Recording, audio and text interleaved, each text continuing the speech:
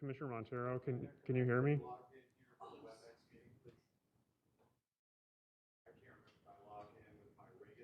Commissioner Montero, can you hear me? Well, actually, this, wait, I think we switched it, so I Okay. think for this sake here, because, well, I wasn't, I'm sorry, you're gonna get the WebEx, right? He's out with let it that file. Last time I had to go back.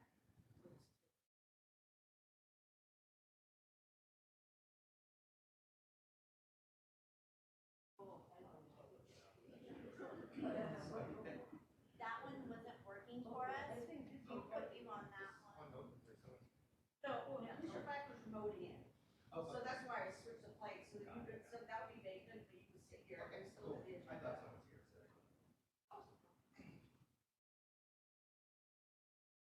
We're gonna leave that one for you with the WebEx, but yes, it's.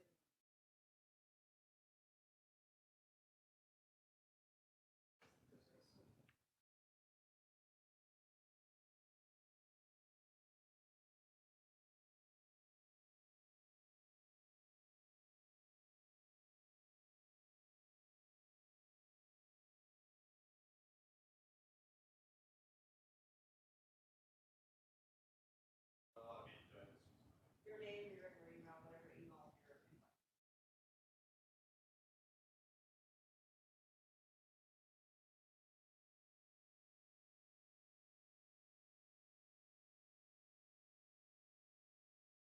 Oh, you just have to put your email on.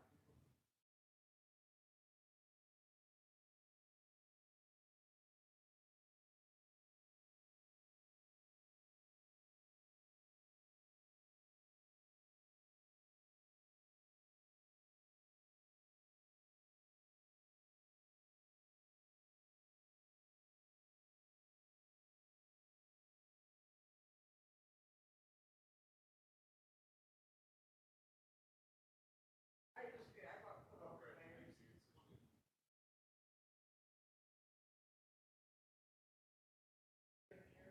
Did you need validation? Oh, okay.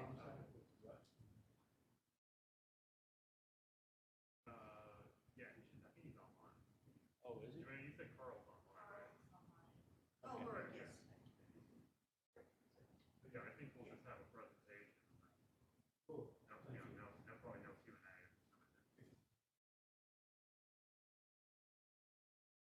So, do you wanna unmute him now, or are you gonna go through your process? We can, no, that's fine, we can. I need to do that for clear. No, here, click on that real quick. I need to elevate you, big fellas. Okay, yours is attending, now you're at Canvas.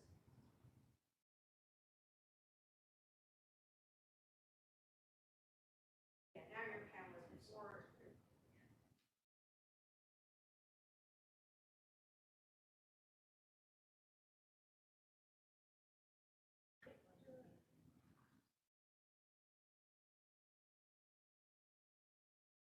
All right, it's 6:04 p.m. I'd like to call the meeting to order. This is the Historic Preservation Commission meeting of August 10th, 2022 in the City Council chambers. Welcome, everyone, and welcome, commissioners, both in present and online. Thank you for coming tonight. And we're going to go ahead and get started with a roll call. Zach, if you don't mind taking the roll call, please.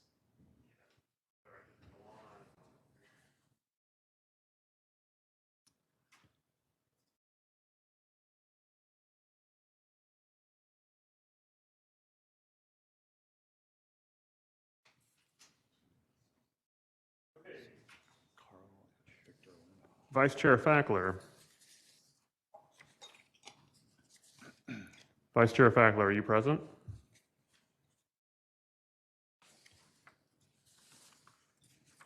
Okay.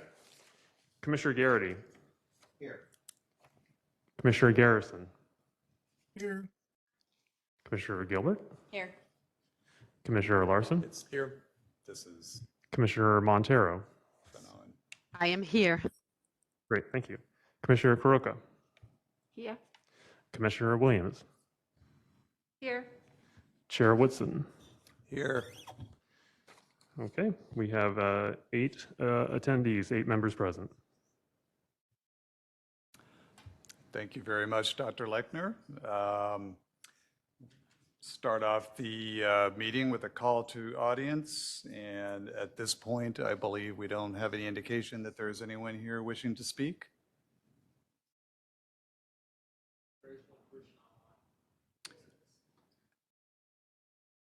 Do we have anyone online that wishes to speak at the moment?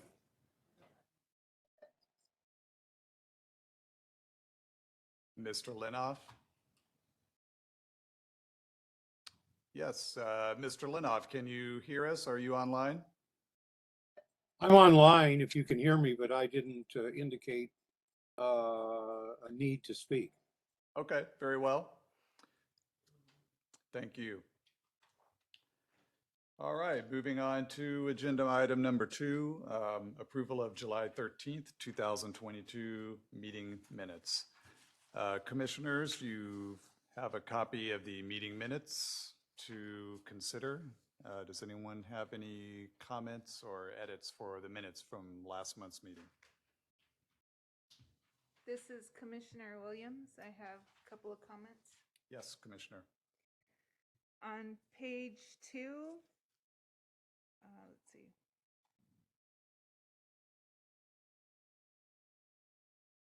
The 11th sentence down, there's a period after classical music.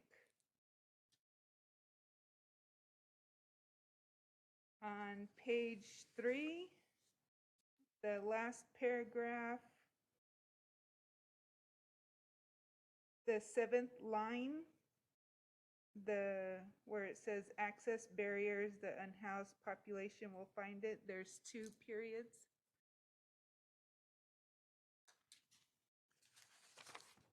And those are all my comments. Thank you. Okay, thank you, Commissioner. Any other commissioners have any comments or changes? I have a comment. This is Commissioner Montero. Yes, proceed, It's hard for Commissioner. me to toggle with the minutes on this computer, but where we discuss, the gates on the bridge, and I mention, asking about this information on the people experiencing homelessness and whether that's increased. There's a lot of specific statistics in there. I don't really remember them being provided at the meeting. But I'm making that comment. Maybe I missed that. 35% increase. I don't remember that being stated. This is Zach Lechner. Yeah, we'll be sure to check the tape on that and Okay, thanks. revise if necessary. Thank Thanks you. for the thank you for the comment. Very good. Thank you, Commissioner. Any other comments? Not from me. Thank you. And do we have any other comments or changes? Hearing none, Shall we make a motion? can To I have a approve them? motion to approve the minutes from July 13th? This is Commissioner Garrity. I motion to approve the minutes of the Historic Preservation Commission meeting on July 13th, 2022. Thank you. And a second? Commissioner Larson, I'll second. Thank you, Commissioner. And take a vote, please. All right, Commissioner Garrity, Aye. Commissioner Garrison, Aye. Commissioner Gilbert, Aye. Commissioner Larson, Aye. Commissioner Montero, Aye.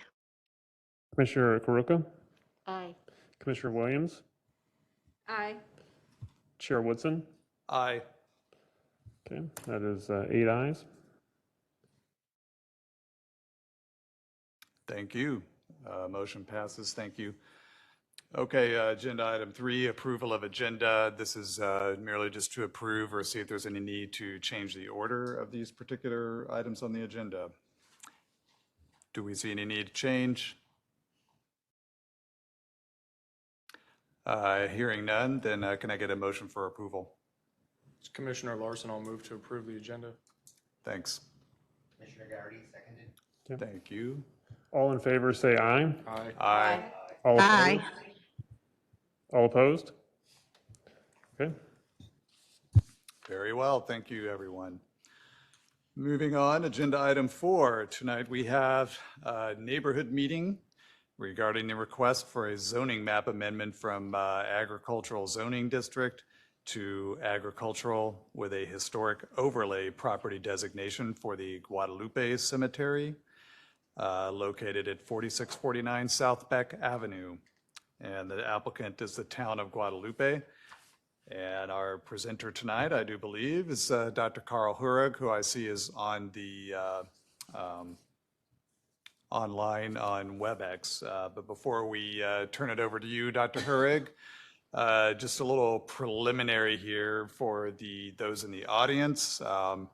So we are actually, as a commission, we are hosting this as a actual neighborhood meeting tonight. We are not taking any formal action tonight on this. It's merely to host the event. In your agenda materials, which you probably have reviewed by now, you'll see that this is an item that we have discussed in a prior meeting 2 months ago. And but as part of the nomination process for the Tempe Historic Property Register, the first iteration of this step-by-step process is the neighborhood meeting, which is tonight.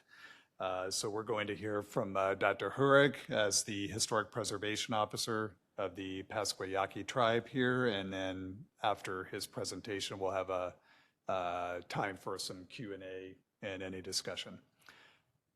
And Dr. Lechner, anything else before we turn it over to Dr. Hurag? Yeah, I'd just say that as you were kind of alluding to, the HPC will take up consideration of essentially a recommendation of approval for this zoning map amendment, which is necessary according to historic preservation ordinance in the city to designate Guadalupe Cemetery in the Tempe Historic Property Register.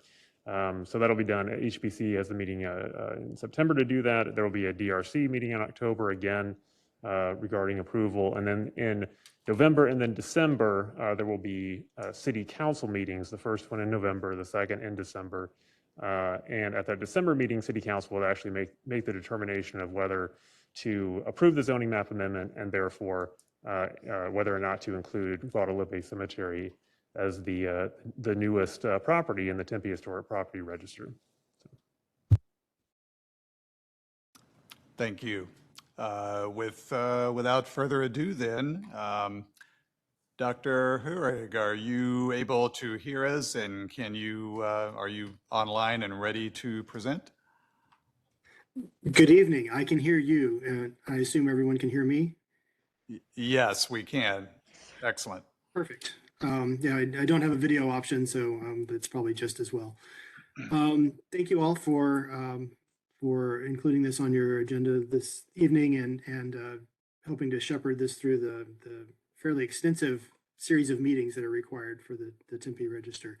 I don't know how much detail you'd like to me go into, but I'll just summarize, and then you can let me know if there's more that's necessary. The town of Guadalupe has asked that after some discussion that we develop a nomination for the Guadalupe Cemetery for the National Register of Historic Places and then also for the Tempe City Register. And so I offered to go to head up that process for the community because of the close association between the town and the Pascua Yaqui tribe, because of the high Yaqui population in Guadalupe and in fact the origination of the community by Yaqui folks. And so the Guadalupe Cemetery is actually located at the original site of the first formally recorded Yaqui community in the Salt River Valley area. It was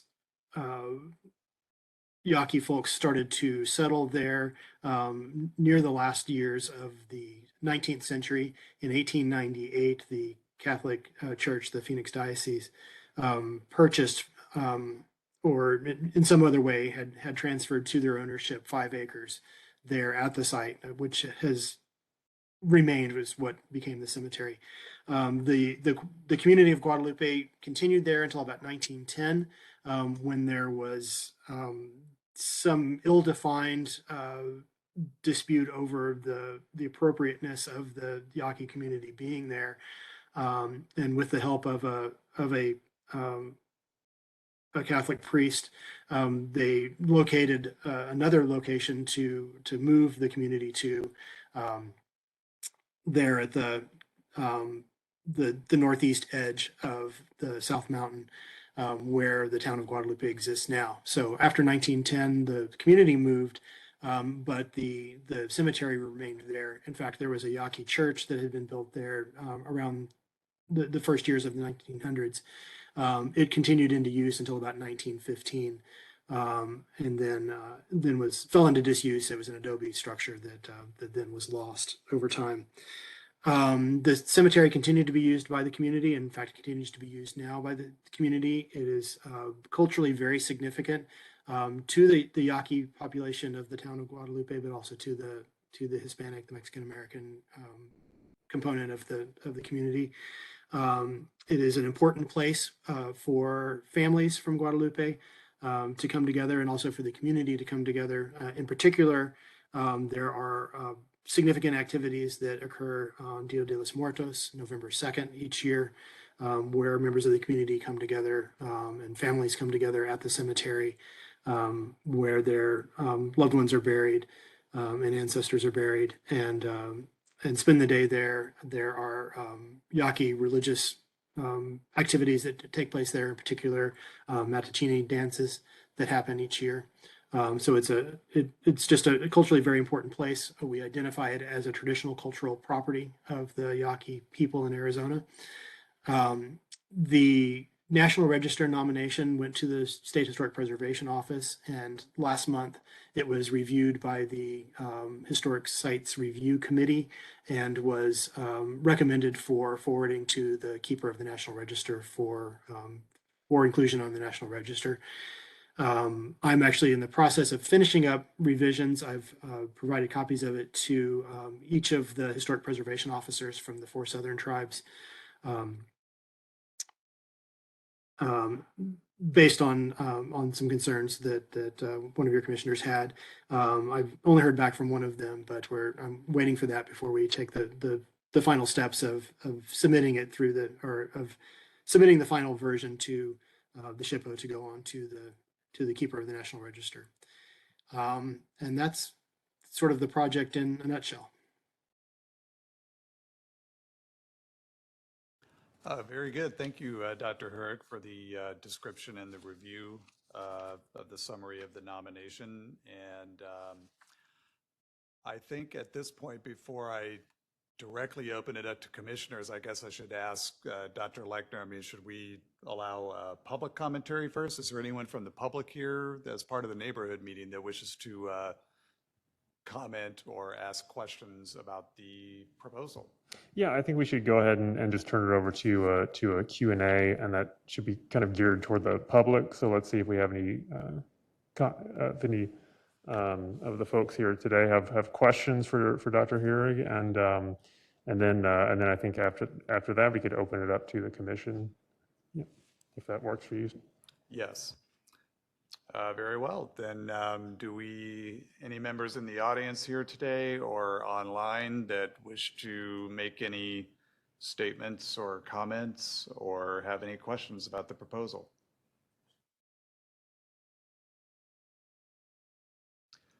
It does not appear we have anyone here physically in the audience. I'm not sure, did Mr. Linoff, were you attending tonight and on this particular item, or were you viewing for another item?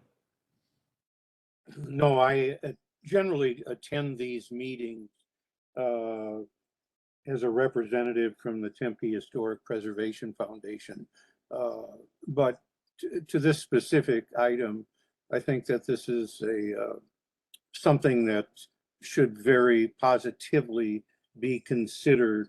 The cemetery and the Yaqui people have for so many years been part of the Tempe community, and there is a very strong relationship there. The cemetery itself is really kind of a hidden treasure. Very few people know about it, and certainly based on its history and association with the city, I would certainly think that it would qualify for the National Register and also recommended as a local historic landmark. Thank you. Thank you, Mr. Lenoff, for the comments. Appreciate that, and thank you for attending tonight. If there's no other members of the public, then I'll open this up to the commissioners for any questions or comments. Commissioners?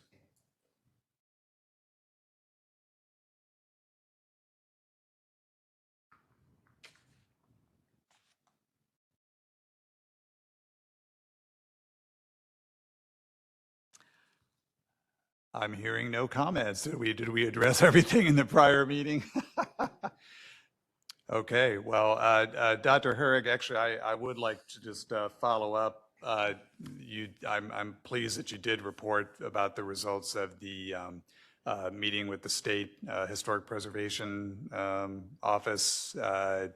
Could you maybe just repeat just that one more time, please? So the commissioners there also approved this, and this is moving forward? That's correct. All of the members of the committee that were in attendance at the time of the review voted in favor of forwarding the nomination on, and it received strong positive comments. And so, yeah, we're well on the way to sending it off. Very good, and congratulations to you and to the tribe. So do you have I'm just kind of curious, do you know what the time frame is then for that process to play out? I don't, unfortunately. The indication that I got from the Historic Preservation Office is that it can be, a fairly short period of time, a month or two, or it can be 3 or 4 months before it gets through the queue at the keeper's office. And I'm looking to send it to send the final version to the SHPO in the next couple of weeks. As indicated, I'm just doing some final consultation with my colleagues at the 4 Southern Tribes to make sure that that everyone is comfortable with the limited mention that we make of the ancestral Sonoran Desert people presence there. So. Very good. Yes, that's a good proposal to continue that consultation. So thank you. Well, likely the process for the National Register approval will likely be concluded by the time we get done here at the city, seeing that it's going to be December before this would, likely be considered at for the final step of the process. So that's still quite a ways away. Okay, thank you very much. And just one last appeal. Is there anyone else that had any other questions before we proceed here?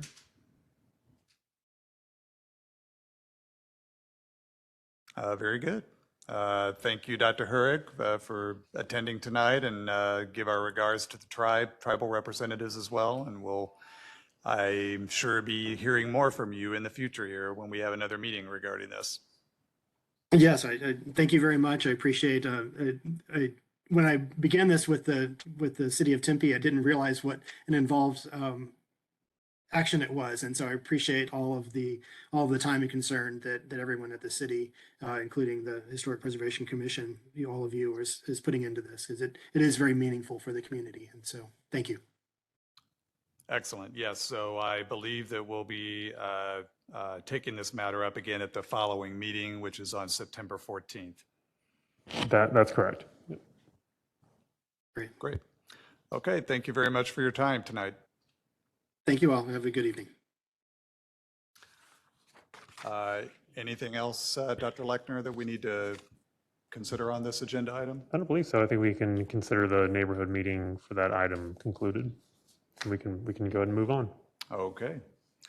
All right, thank you, everyone. Moving on then to agenda item number 5. Request for approval of a zoning map amendment from R2H, multifamily residential district with a historic overlay, to R2, multifamily residential district, and removal of a portion of the historic overlay property designation from the new rear lot within 0.08 acres, more or less, of the Butler Gray House property located at 1220 South Mill Avenue. Applicant to City of Tempe with a presentation by Ryan LeVay. I'm sorry, is it LeVay, Ryan? LeVay. Yes, I'm sorry. Now I got that wrong last time and I wanted to make sure I got it correct. Thank you, Ryan. Proceed, please. Thank you.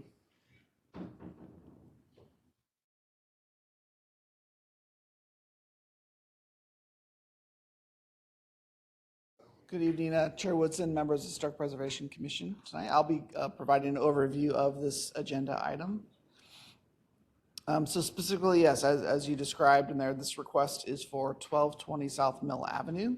It's for the Butler Gray House, a request for a zoning map amendment to modify the historic overlay designation on this property.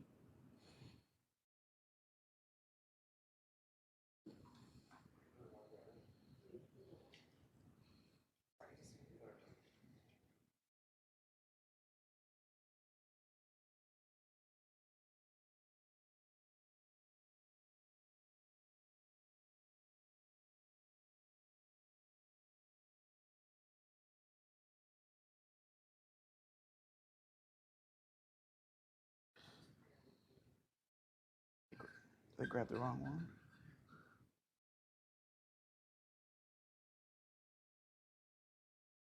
I think that was the other one that was on. It was 1220 South Mill. 1220 South Mill?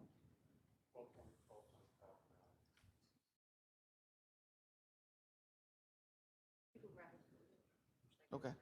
Yeah. Well, I can provide a basic overview and background. So this all started, if some of you recall, back in November of last year, where we had an applicant that had filed for a demolition permit for this site. The property owner wanted to seek to demolish the historic house, seek a bigger and better value on the property is how he described it.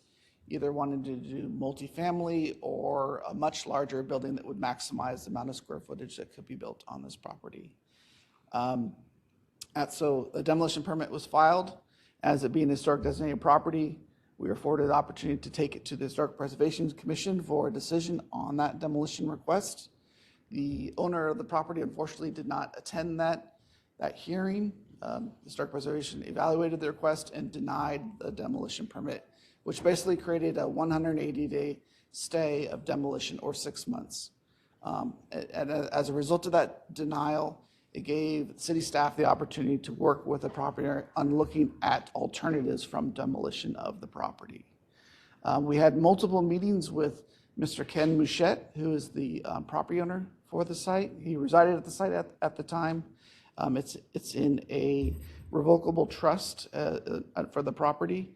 At the time, we had interim Historic Preservation Officer Robbie Aaron, who both him and I attended multiple meetings at the property, took a look at the site. It's in very good condition. The property is well maintained. He showed us some of the improvements made on the property and the site. We talked about what his long-term interests were for the property. He was looking to sell the property eventually. He was moving on, planning to move back to California. He was originally down here with with his daughter for going to Arizona State University. And we looked and basically explored options and alternatives to consider in lieu of demolition of the property. We had shared monthly updates with the HPC in January, February, and March about the ongoing discussions and deliberations on proposals. I think at one point in time, we had presented Mr. Machette a letter of intent to propose a lot split that would potentially have the city acquire or purchase one or more of the properties for the site. But based on that process that required 3 appraisals and then a sell price at a fair market value, it wasn't realistic to the price points that were being proposed or contemplated by the sell price of the property. And he wanted more value out of the property. So that wasn't necessarily the best option for us at the time. We ultimately had some directions and opportunities to explore of the lot split and delisting of the back portion of the property that would have basically allow a new future dwelling on the property. As indicated in this map, the property is zoned R2 multifamily, so the property has a right to have a total of 2 units on the property. This was discussed in E-session with City Council. We were able to move forward with a proposal that basically outlined a potential agreement that if the city were to process and waive the fees for one, a subdivision plat and a zoning map amendment to remove the historic designation off the rear of the property owner was willing to provide grant basically a 5-year historic facade conservation easement over the property. And that was the assessment of the value that was being negotiated for the site. So we went to City Council, the applicant signed and notarized that facade conservation easement, and then at the City Council meeting in, I think it was April of 2021, City Council agreed to approve the resolution accepting the facade conservation easement, which basically then allowed the city to pursue the process of why we're here today, the zoning map amendment, and then the property lot split. Since that time, we held a public neighborhood meeting in the area for the property that as part of the zoning map amendment request process. It was back on June 30th, I believe, was the date. We held the neighborhood meeting at Hatton Hall. We had 5 residents in attendance with that neighborhood meeting, and we basically explained what the process was, the proposal of the lot split, and shared some of the reasons for the proposed change for the historic designation of the property. Most of the residents that were in attendance seemed pretty reasonable with the request. There was one member of the public that was concerned about the request and Mr. Machette getting this quote unquote benefit from the property as a result of not demolishing their property. So there was one person that was representing some level of opposition to the request. And then so since that time, now we're here before you tonight as the first public hearing for this request. We will have to go to the Development Review Commission for a recommendation, and then of course 2 city council hearings to enact a change in the historic designation. And as well, there will be a meeting that follows the standard procedures of a subdivision plat lot split, and that item will be going to City Council in August. So just a quick overview of the site location here. As you can see on the property, it's near the northwest corner of 13th Street and Mill, known as the Gray Butler House property, zoned R2. Now here's an aerial view depiction of the property. And here's just a front image of the Butler Gray House, year built in 1939, and it's part of our historic property inventory that we have here. This is a closer view of aerial of the site, and what I wanted to show with you here in context was where that proposed property line lot split would be, thus removing the historic designation from the rear half of the lot and maintaining the property with the historic facade conservation easement on the east half of the property, or the front of Mill Avenue. So this would basically allow the current or future property owner to proceed or move forward with development of the rear of the lot of a single dwelling unit, a detached product unit. Because it's R2 zoned, the property has a rear yard setback of 15 feet as a result of this new property line. That means any new structure with this imaginary property line has to be 15 feet away from that line. And so now what you've created now is a 30-foot buffer from any new structure on that site from the historic Butler Gray House property. I have also attached the draft subdivision plat that's outlined and processed by our surveyor. And let's see, next page. So this shows and outlines that official proposed subdivision plat with the lot line showing that the property line is 15 feet away from the existing structure of the Butler Gray House, and that any new structure built on that lot 1 will have to also be 15 feet away per the zoning and development code standards. And with that, I'd be happy to answer any questions the public or the commission has on this matter. Outstanding. Thanks for the summary, Mr. LeVay. Commissioners, anybody have any questions or comments?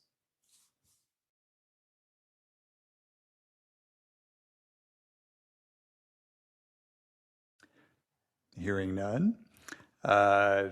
First, I would like to thank you and, of course, Robbie and Zach thereafter for your efforts on this. I know this has been a long, ongoing process, and I remember when this came before the commission, and I, for one, was very pleased that we were able to avoid the demolition. So really appreciate your efforts on this, and I think this seems like a very satisfactory solution to the issue.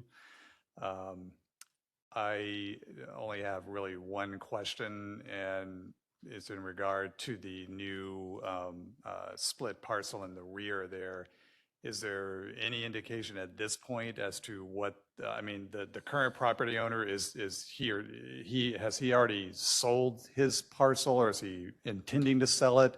Is there any indication what they're going to do with the rear parcel? Sure. Chair Woodson, the property owner has had the property on the market for a couple months now, or a few months now. My understanding is Mr. Shutt has pulled the item off the market and is waiting for this lot split to proceed. And once that's recorded, I think he's going to re-advertise the property sale for either one or an optional of individual purchase of each lot for the site. So it gives basically the buyers some option to consider if do they want to buy it as a package, or do they just want to pursue buying the vacant lot? You know, there's some options for the buyers to consider. So, you know, it was originally on the market for a little bit of time, and so he's waiting for this process to conclude.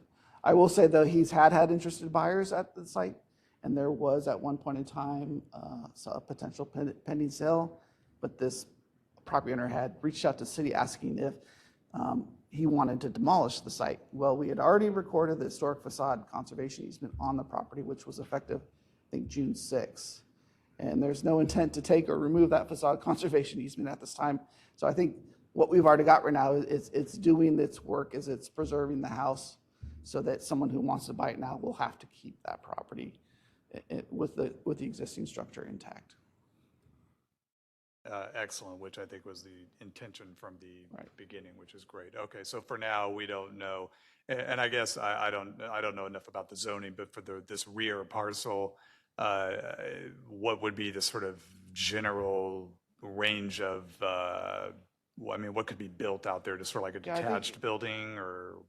We had gone through some conceptual ideas of maybe what could be built on there, potential size in there, anywhere from up to like a 2-story detached dwelling that had either a carport or a garage at the base level of the building.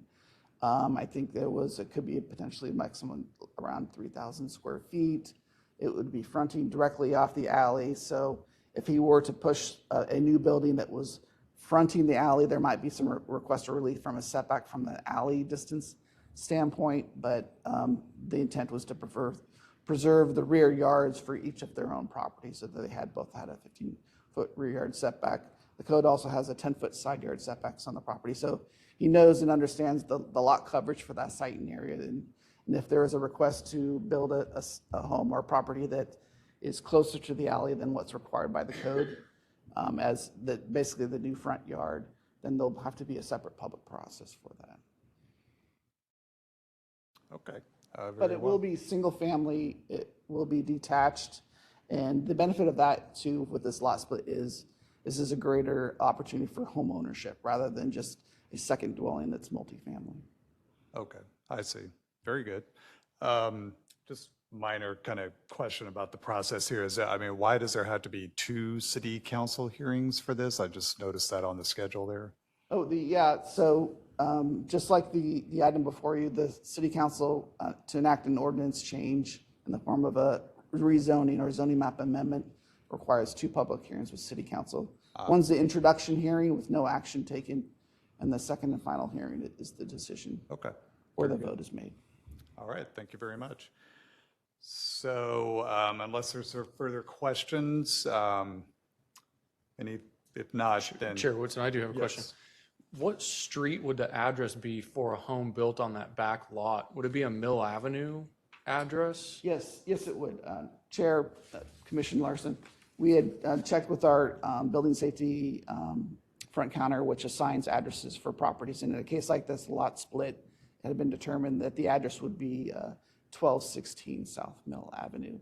I guess what you're not seeing also on the plat too is there's intended to be an access easement that's recorded against both the properties so that allows access and utilities on the north side. The owner already has a little gate area there, will allow either refuse or pickup or access to the front of Mill Avenue to be able to pick up mail, say, for example. That was going to be my follow-up question, is where is ingress and egress for the back lot? I know there's an alley there, but. Yeah, the vehicular access will have to be off the alley, which would require the new building structure to pave that portion of the alley leading up to the property. But they're both either pedestrian access is available both onto Mill Avenue or through the alley. And there are a number of properties that have developed or added on with their multifamily status in the Maple Ash area that basically have alley accessible dwelling units from the rear of the property. So that alley between West 12th Street and West 13th Street is dirt? It needs some improvements, and so likely they'll have to improve that area with some asphalt. If an owner were to purchase that back lot and not the Butler Gray House, would they have to pave the entire alley from Just that the section? portion leading up to the closest component of the street. So it would be from 13th Street, and you've got basically 2 property lengths. Okay. And then you mentioned, I'm sorry, you mentioned utilities, but I missed that. So there's a utility easement? Yeah, there'll be an access / utility easement agreement between the 2 properties. So there's a water line access is off Mill Avenue. The sewer access is off the alley. So the water line to reach the back lot would run through the property on which the Butler Gray House sits now? Correct. Okay. Correct. And then vice versa, the sewer that currently exists runs through the middle of the portion of the property. That sewer line will have to be shifted to accommodate a potential dwelling unit on that site, which would be the responsibility of the property owner or the person that's developing the back of the lot to relocate that sewer line. And then an easement on the back lot to reach the Butler Gray House? Correct. Right, okay. Okay. Thank you. Thank you, Commissioner Larson. Any other questions, commissioners? No, hearing none. Then let's proceed with a motion for approval of this item, and there's a sample motion listed. So, yes, do we have a question? Yes. Are there speakers? Is there time to speak to this issue? Comment? Pardon? Yes. If you would like to provide a statement, then I believe that is acceptable at this time for this particular matter. For this Butler Gray? Is it the Butler Gray House? Yes.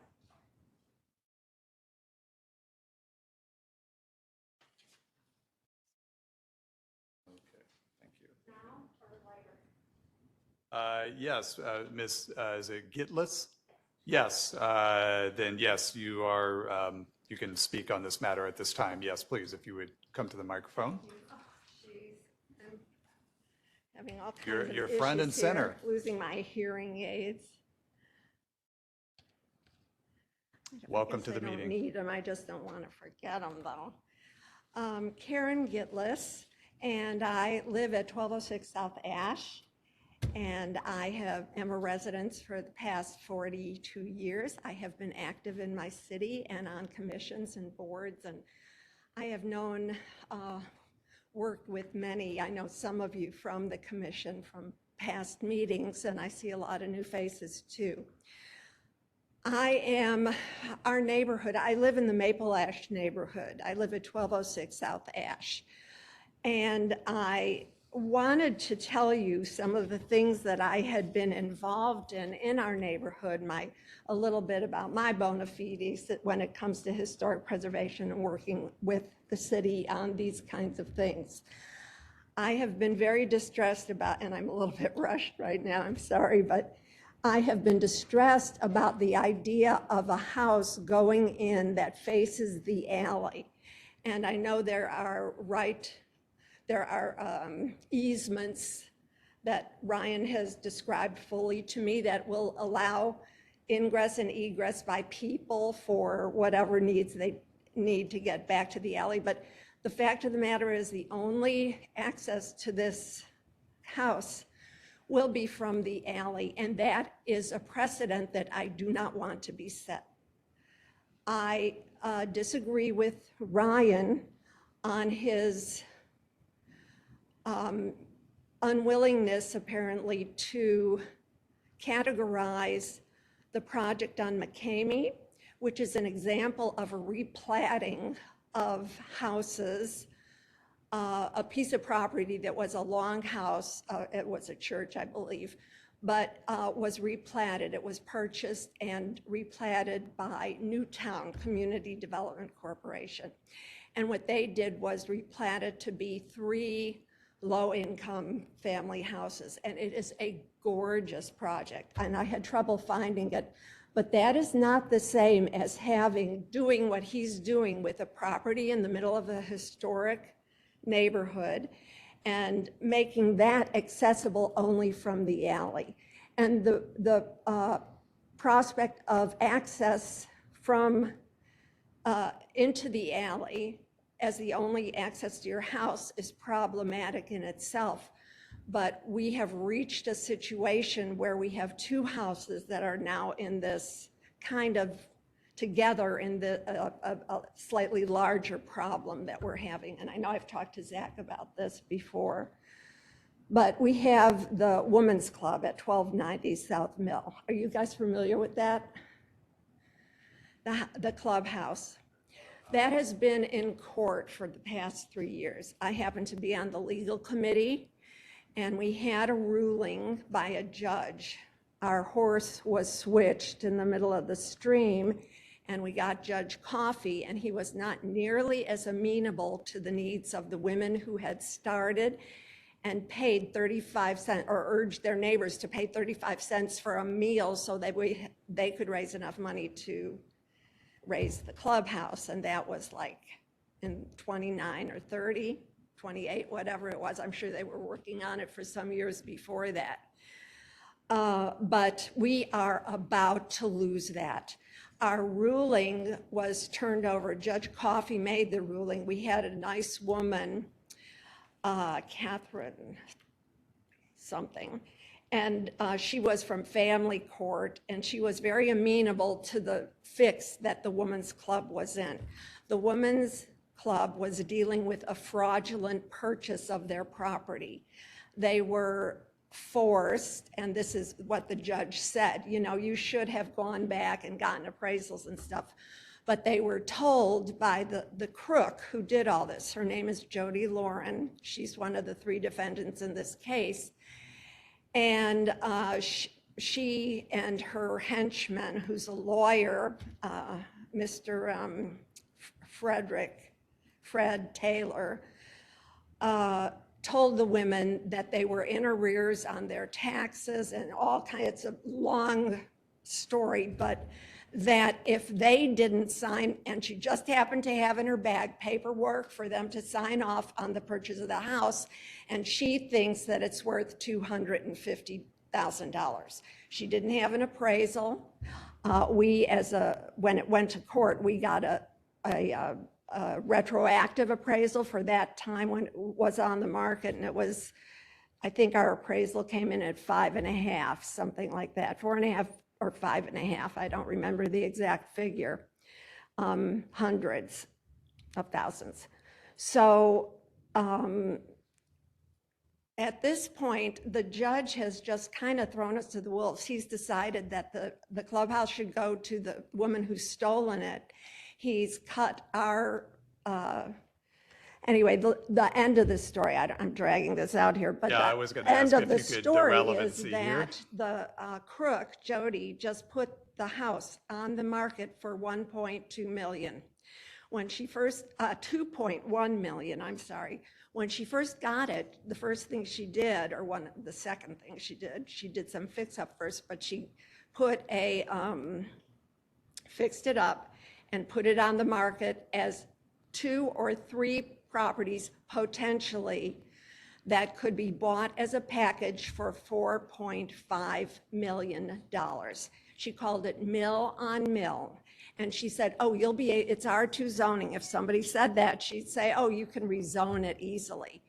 But not really. It's hard because there's a lot of objection to rezoning for a big development in that neighborhood.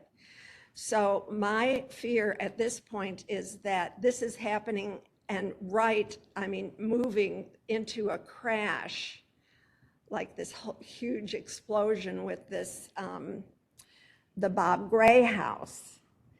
And yeah, these 2 properties will be an ideal package.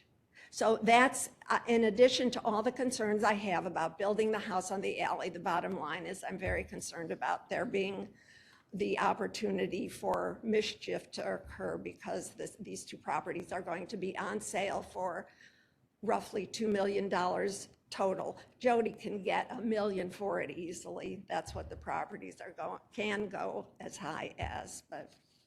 And I have something written I can give to you too. I'll give it to. Sure, but if I could just add, and we have another speaker who wishes to speak, could you okay. just succinctly state your objection is because of the access to the alley on this particular matter, or what exactly is your This is objection? creating a precedent where you have an actual house that is accessible only by the alley.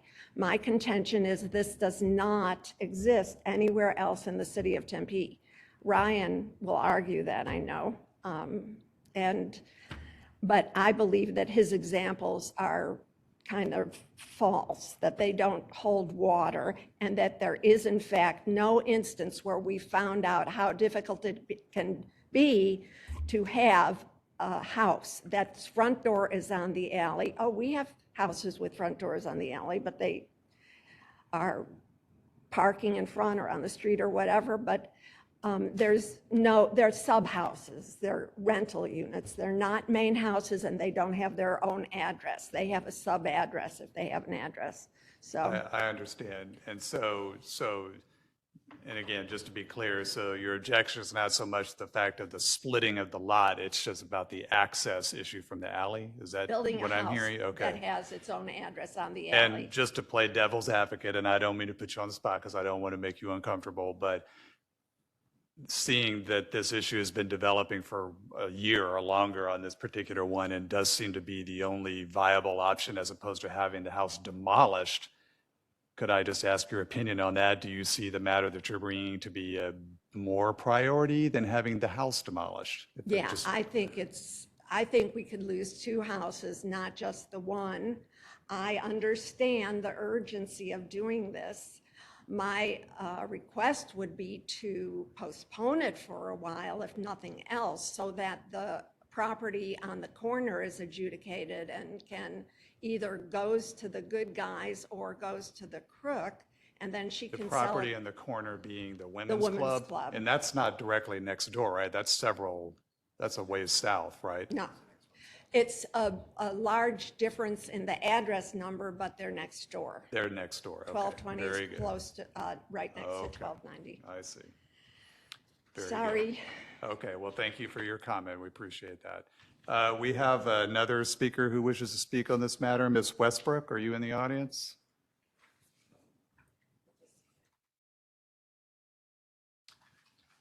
Welcome to the meeting. Don't know if she's done with all of this yet, so. No, you're fine. It's good. Thank you. Yeah, of course. Just let you get your stuff. Thank you for your time, Ms. Gidlin. So hi there, everybody. Good evening. My name is Melissa Westbrook. I have only been in Tempe for a couple years now, but I'm a very big history nerd, I guess you could call it. I also work in construction, so I understand like the due diligence behind this whole project. I appreciate, you know, the effort that's been put in. However, I'm concerned that if this starts and you split that lot, not only with the concerns that were already brought up, you know, if this happens and we rezone this and there's another house that's put on this other lot, you know, that kind of leads towards something happening to the historic lot, I feel like. And I, as somebody who, you know, I appreciate history, I appreciate the architecture, everything like that. I just feel like it's just going to create more, I guess, like an open door for where something could happen to the Gray House. And that's my only concern because, you know, people want to develop, people want to revamp houses, and that's totally fine. I get that. But I guess, you know, we want to preserve history when we want to keep history. Obviously update the house if it needs serious structural changes. But yeah, I just feel like this is going to create just an open door for anything else that could happen with the lot. On top of the fact that, you know, I mean, I'm not really too well versed on this whole property with like the specifics that have been going on for the past year, but I just feel like, you know, when does it kind of end, I guess, is my question. So like, I do appreciate the work that's been brought into this. I just feel like the previous speaker said, that maybe we should hold off a little bit longer and just, you know, do some more research and make sure that like we have all our ducks in a row, so to speak, before we go forward with anything. So I guess with that being said, I object to any sort of action right now and hold off for maybe a year until things get more organized and less crazy, especially with the market right now. So. Thank you, Ms. Westbrook. Could I just ask a couple follow-up questions? So is your concern with the splitting of the lot that could potentially be developed in the rear lot? You said that it could impact the Butler Gray House. Can you be more specific? Are you saying that you feel like it will impact directly the building, or is it the indirect effect of a new building being built? Could you just be a little more specific? I guess it's kind of both. I was more talking about the indirect impact. You know, you build another house there. We don't even really know what's going to be on there at the moment, or what, I mean, people are just talking about it, but if you build another house on there, you know, I'm just concerned, well, will that person try to buy the next lot and then try to tear down the Gray House? You know, that's just, you know, I guess I'm thinking a little too ahead, but it's just a possibility. And so I obviously wouldn't want to see that happen, and a lot of people wouldn't want to see that happen. So yeah, I guess the indirect. Okay.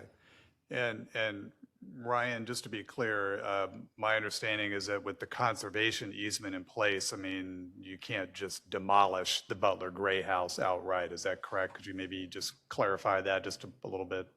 I mean, it's my understanding that whatever might happen with this rear lot isn't going to have an impact on whether you can demolish the Butler Gray House, correct?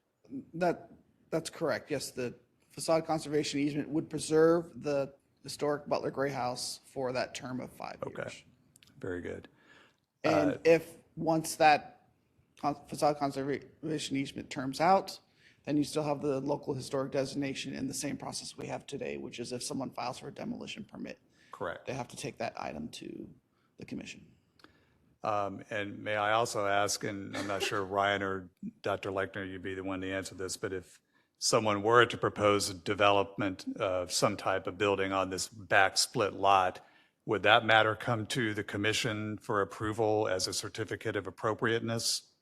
Or is it a split lot, so it's totally separate matter? Right, well, that's, yeah, if the zoning map amendment were to go through, the zoning map amendment is to remove that historic overlay from the new rear lot. That's the historic overlay that is over the, the front lot that the Right. Butler Gray House sits on.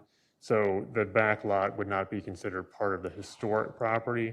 So it would no longer be under the purview of Historic Preservation Commission or the Historic Preservation Office specifically. Okay, all right, very well. But I mean, there are restrictions as to what, I mean, it's not, you can build like, like a Savers shop or something on there. It's got to be a single-family residence of some type, correct? Correct. That's correct, yes. Okay. All right, thank you. Did you have any other comments or questions? No, even with that, I kind of still stand by what I said, just hold off for now, since I'm not the only one who was kind of not okay by it, I guess. So I guess if we could just hold off a little longer. I know it's already been a year and things kind of move slowly, but I would just appreciate holding off. So, Okay, yeah, thank you. appreciate your comments. Any commissioners have any comments or questions on these other comments? Chair Wilson, I do have a question, perhaps Yes. for Dr. Lechner. Commissioner? What is the extent of the historic overlay that lies on the Butler Gray House? Is it just the Butler Gray House in this particular parcel? Or does that historic overlay overlay on more properties than just that? Do you mean surrounding properties, other addresses? like, Correct. For example? No, just on that property. Yeah, the 1220 South Mill. Yeah. Okay. Thank you. Yes, Commissioner Garrity. Thank you, Chair Woodson. This is Commissioner Garrity. You guys make good points. That's some of the, the opposing points. Except, we're the Historic Preservation Commission, so we can't really rule on things like access to the alley and issues like that. Although I'm sympathetic to it, it's not really purview as commission. What does concern me a little bit is if this is setting a bit of a precedent of splitting, conveniently splitting historic parcels or lots or however they're defined into smaller units. To use a ridiculous example, if ASU said, we're going to split the lot that the Gamage Auditorium sits down so we could build a big, 20-floor condo complex, 15 feet from it, I think there would obviously be reasonable opposition. I know each property is assessed on a case-by-case basis, and this is not necessarily something that's going to be repeated on every case, but at the same time, it does set a little bit of a concerning precedent that, developers may say, well, this is a way for us to go forward. We'll just cut the property in half and we won't mess with the historic house, but we'll do whatever we want, right next to it. So I do understand there is some precedent issues there. And I guess the other question I wanted to ask, maybe someone could bring up, is where does this 15-foot come from? Is that established somewhere, that 15-foot between the home and this other? I mean, I guess I'd like to know more about how that was defined. Thank you.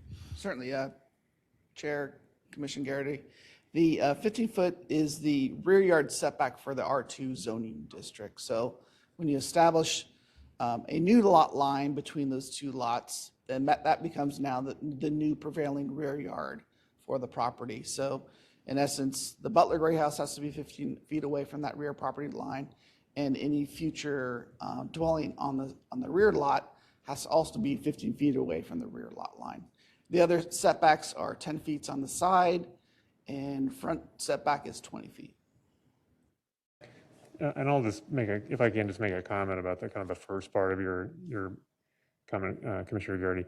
Yeah, I understand. I can understand if it feels somewhat Solomon-esque, perhaps, in the in the solution. Cutting the baby in half, perhaps, but it's not from the perspective, of course, because cutting the baby in half would be cutting the house in half. And so the purpose of this was to preserve the Butler Gray House. again, as has been brought up, before, the alternative would have been demolition. Then that was indicated by the current owner. And so I think the ideal solution would be to maintain the historic overlay over the entire property. It's just, and we kind of attempted through negotiation to achieve that. But the historic preservation ordinance does have its limits. It does put a stay of demolition, as Mr. Levesque said, of 180 days on any demolition requests, in which we have time to negotiate that. And we have to, we can't have to negotiate with the owner and come to some type of compromise. And so the city and the Historic Preservation Office feels that, understands that perspective and that concern about precedent. However, the bigger concern for us is preserving that historic house. And so we're always going to choose preserving the house over demolition. And that was the likely, seemingly inevitable alternative. So is the solution ideal? I mean, there are no ideal solutions, I suppose. You're going to come away from a compromise. Everybody's going to come away from a compromise mildly dissatisfied. But I think that the commission could feel very good, actually, about this compromise, in that the house is being preserved for at least the next 5 years, and then hopefully, perhaps, extension, perhaps in perpetuity, can be negotiated for that 5-year conservation easement. But it gives us some breathing room. It preserves the house, and then from demolition, and then we can kind of see where things stand in 5 years. So. Thank you, Dr. Lechner. Yeah, I understand. This is definitely a much more preferable compromise, obviously, than the demolition option. And if this staves it off, yes, I suppose it's good. But I do think it is the job of this commission to be mindful as we move forward, keep our institutional memory going of this so it doesn't become a long-term precedent where we start splitting lots as a convenient way to allow more development adjacent to historic properties, and then suddenly your historic neighborhood doesn't look historic. Yeah, I take that point. Thank you. Thank you. Thank you, Commissioner Garrity. Mr. LeVay? Yes, thank you, Commissioner. Just to respond to a couple of the comments that the public had provided. With development, there's never any certainty as to what's going to happen next or what happens in the future. That's why we're here today. That's why we have applications and processes, procedures, rules to follow standards, or that process that requires a deviation to go through public hearings or bodies for this type of request. So there's never going to be any certainty. What we have established with this specific property is an agreement to pursue this process today to avoid demolition of the property. If we don't get approval of this, or if this process fails to be completed, we will have to remove that historic facade conservation easement, and then we're at risk of the property being demolished. That's just the reality of the request we have at this time. Our recommendation for this request, because we feel that by doing the lot split, it provides some additional added protection for the property. The property is already zoned R2. It has an allowed right for 2 dwelling units. The lot split creates a homeownership opportunity. It may be sold, it may be rented, who knows, but it provides some added buffer separation from the historic Butler Gray House. And that was the intent of creating that property line lot split.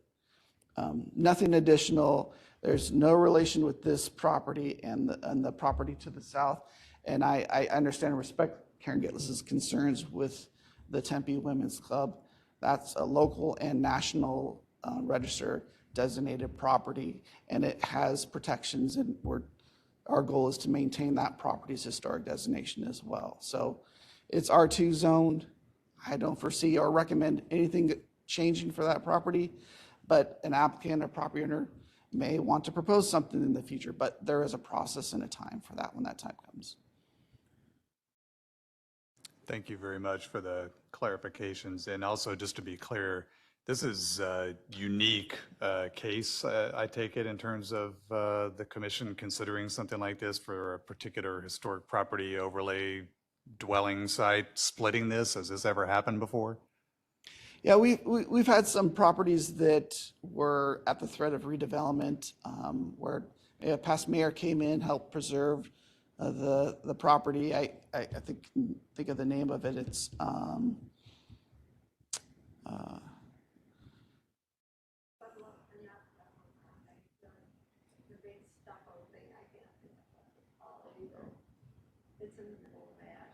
yeah, Ash. there's a couple properties on Ash Avenue that had preserved the main house. I think it was the Governor Pyle House, yeah, where they preserved the property and built some townhomes off the vacant rear and behind the property. But the historic property was able to be preserved as a result of negotiations with the former mayor council. Okay. And then we've had another property, the Farber Goodwin House, that's a historic designated property. A portion of that site was subdivided off and allowed a 10-unit townhome complex to be built adjacent to that site. But then we've got a facade conservation easement over that historic building property. Yeah, that's correct. Okay, so there's some precedent for this Some, type but this is of also action, unique, yeah, and although that not it's a rear knowing of the property. Right, not knowing exactly what's going to be developed there. And I would simply also point out, I mean, just in my opinion, I mean, there are properties on this very block that have additional structures in the rear to these historic buildings that I'm guessing at some point came before this commission. So I'm not sure that I see a really big difference between that and what might happen here. Yes, there's access off the alley, but unless I'm misunderstanding this, I mean, there's going to be in another dwelling right behind a historic building. It's going to be in a separate lot potentially, but there's some precedent for this. Is that? Yeah, and we've been slowly going through identifying some properties in the Maple Ash area that have either structures or access off of the rear of the alley for what we typically call accessory dwellings. But it is another second dwelling unit for some of these properties. The most unique aspect of this request is that there includes a lot split, which most of the other sites that have a lot split are typically a corner lot, where you've got the building that has two side streets and then one that's adjacent to the alley and the side street. So this is unique from a perspective of being more of a mid-block site. But we do identify there's a number of properties that have their required designated parking off the rear of the alley or a subordinate dwelling unit off the alley, which is their only means of access for that dwelling site. Okay. Okay, thank you for the clarification. Commissioners, are there any other questions or comments on this matter? Chair Woodson, may I have Yes. some comments? So this is just for 5 years. We already asked about last time, so I'm not asking you again. We heard just beyond the 5 years was just so expensive and wasn't reasonable, as I recall. So that's why it's 5 years, and we really don't know what happens after 5 years. And for this case, probably it's we can't do anything immediately, but for the future cases, if there's other ways to encourage property owners, some kind of incentives so that owners will keep these historic properties instead of like a case by case, and everything costs money. I know there are competing interests, but if the city has some kind of a program to encourage property owners to keep these buildings, that would be nice. And I'm sure there's some cases in somewhere other towns in the U.S. and that will be something I would be interested to know about. And that's a good point, Commissioner Karuka. And in the historic preservation, recently approved historic preservation plan, that is kind of one of the priorities is for the city to investigate, those types of funding options for incentives, for example, for individuals who happen to own historic homes. So that's an excellent suggestion. I agree. Yes. Chair Woodson, I just wanted to make a very brief comment. My name is Ambika Adhikari. I work with Jack. The Character Area 3 planning that we worked with Ms. Gitlis and a lot of other people did kind of contemplate activating some of the alleys because it's very urban, very close to ASU. And so the access from the alley in this kind of situation is not really that exceptional. you can do it. Many of the cities in the valleys do it. And it's a small unit. For that kind of unit and for the compromise that we had to make to save a building, otherwise it will be demolished, this is something which is not very unreasonable. That is one. The other one is, there is also, when we did the Character Area 3 planning, which includes Maple Ave and all that area, the increasing some of these residential and home ownership was also something that is kind of included in that document. And, this kind of is, it's not the most ideal solution, but it does increase the unit. And this is something that we've been talking about, there's like ASU and all that. So first of all, we get the 5-year conservation easement, and then at least in 5 years, things can change and it could be renegotiated. At least the building doesn't get demolished. And then it doesn't really, because it's residential character and R2, even otherwise that particular lot will allow 2 units. It probably is not, from the planning perspective, it's probably is a reasonable compromise. I just wanted to add that from a planning perspective, and also add it to the Character Area 3 plan that was approved in 2018 by the council. Yeah, also came to the HPC. Thank you. Thank you very much. Yes, I understand what you're saying from a planning perspective as well. Okay, any further comments, questions from the commission? No. So unless I have any other motions to consider, I'd be happy to consider the motion that's proposed for the approval of this particular matter, notwithstanding the objections that have been voiced here tonight. So could I have a motion from one of the commissioners, please?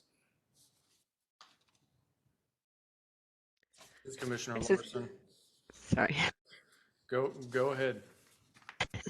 It's Commissioner Montero. I would like to make a motion to approve the zoning map amendment R2H multifamily residential district with a historic overlay to R2 multifamily residential district and removal of a portion of the historic overlay property designation from the new rear lot within plus or minus 0.08 acres for the Butler Gray House property located at 1220 South Mill Avenue.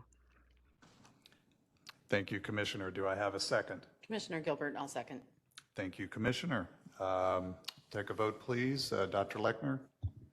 All right, Commissioner Garrity, Aye. Commissioner Garrison, Aye. Commissioner Gilbert, Aye. Commissioner Larson, Aye. Commissioner Montero, Aye.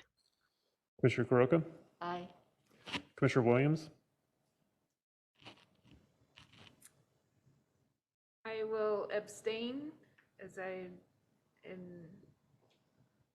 not comfortable making a decision at this time. oh, okay. And Chair Woodson. Aye. Okay, we have 7 ayes, 1 abstention. The motion passes. Thank you, everyone. Thank you, Ryan, and respectfully, thank you to the members of the audience. We appreciate you bringing your comments to the commission tonight.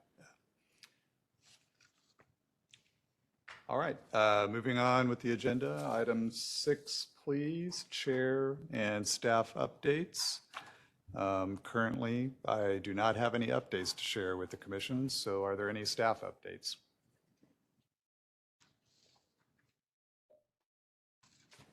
Yes, just hopefully fairly briefly. I just have an update on kind of what's been happening with the Gonzalez Martinez house, which is located at 321 West 1st Street. This is a historic eligible property, and it's listed in the National Register of Historic Places. Next to Hayden House, it's the oldest adobe home left standing in the city of Tempe. It was built in 1880. With additions in the early and late 20th century. The city owns the home, and roughly about half the lot that it sits on, the rest is state-owned, and that's actually something that the city would like to acquire. The property, has attracted, the attention of the unhoused population. There is fencing around it.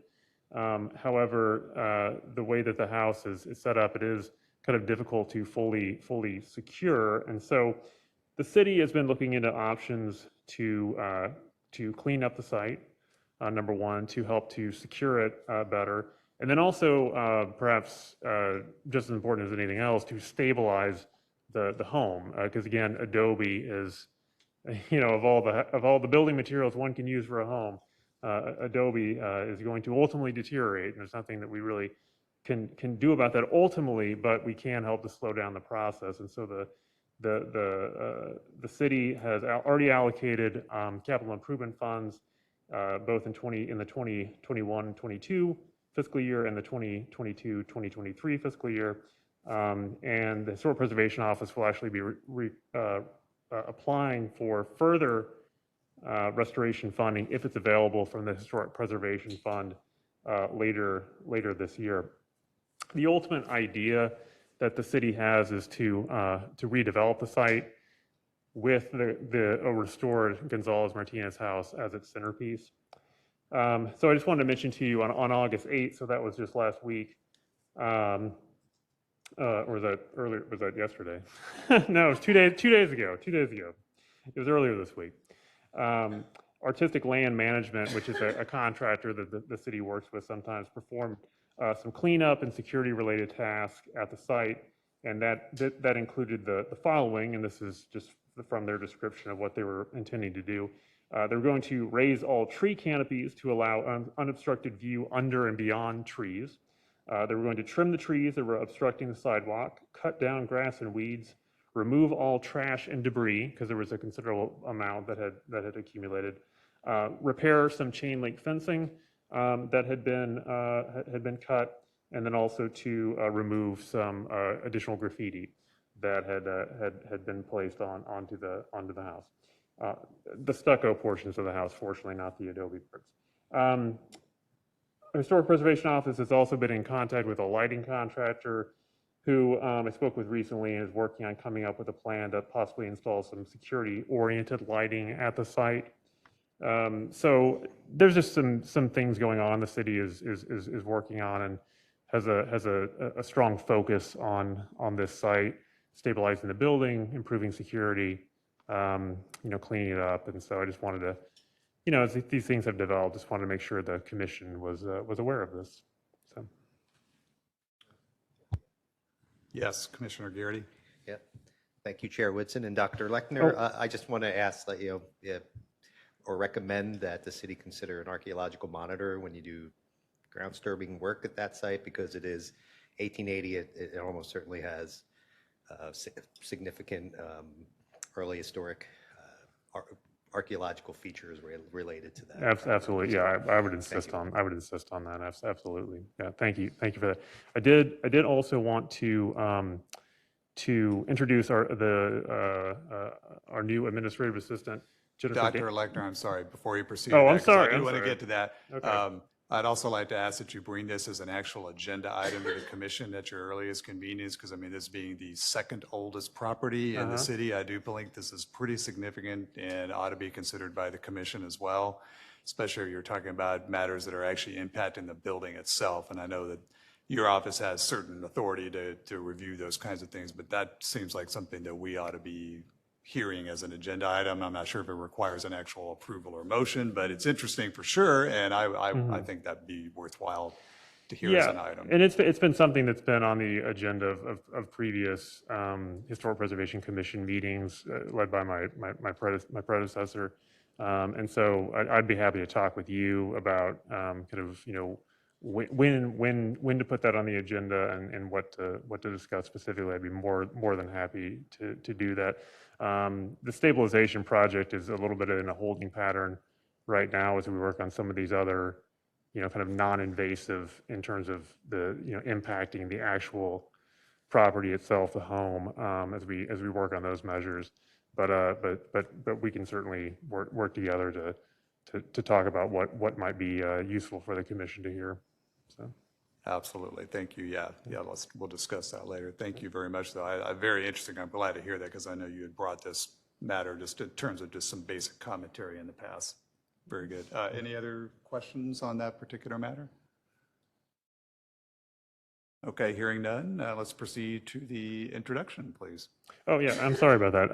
Didn't mean to jump the gun there. But this is Jennifer Daniels, and she's a new administrative assistant working in the community development department. And she is assisting, among other things, part of her duties with Historic Preservation Commission. So you've already received an email or two from her, perhaps with an agenda with links for this meeting. And so she's doing very important work for us, and doing an excellent job, and I'm sure learning a lot as someone who started in the same department not too long ago. I know that one has to be a sponge just to soak up all the information, and so she's doing a great job, and you'll see her face moving forward, and hearing from her more via email. So I just wanted to introduce Ms. Daniels and welcome her to this city government, and introduce you all to you here on the Historic Preservation Commission. So thank you. Outstanding. Welcome aboard, Ms. Daniels. Did you have any comments or anything you'd like to tell for the commission? Thank you. Welcome. Okay. Any other updates, Dr. Lechner? Nope, that's the only staff update. Thank Only you. two. Okay, moving on. Agenda item 7. It's our last item on the agenda tonight. Current events, announcements, and future agenda items. Member announcements. Do we have any commission member announcements? No? By the way, I neglected to recognize Ms. Brenda Abney is with us again tonight. Thank you for joining us. Appreciate to see you out there in virtual land. Nice to be here. Thank you. All right. Any staff announcements then?